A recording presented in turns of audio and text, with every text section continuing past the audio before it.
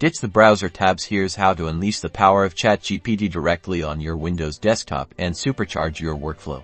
First things first, let's talk about the different ways you get Chatgpt on your Windows machine. You have a few key options, and we'll explore them. The quickest method is often using Chatgpt through a web browser like Chrome, Edge, or Firefox. You simply navigate to the official OpenAI website and log in. Many users frequently use this method as it does not require any download.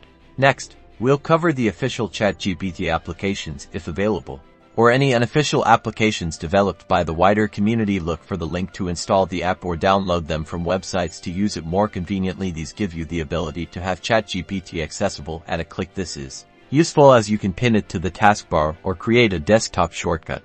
Following this, ensure you have proper access by creating an account or using your login information. You can use it by typing in your prompt to ask it a question or to give it instructions, then pressing enter. A response appears as soon as you have finished typing. You can then use Chatgpt for research, content creation, problem solving, or just plain fun. Use the context that you require.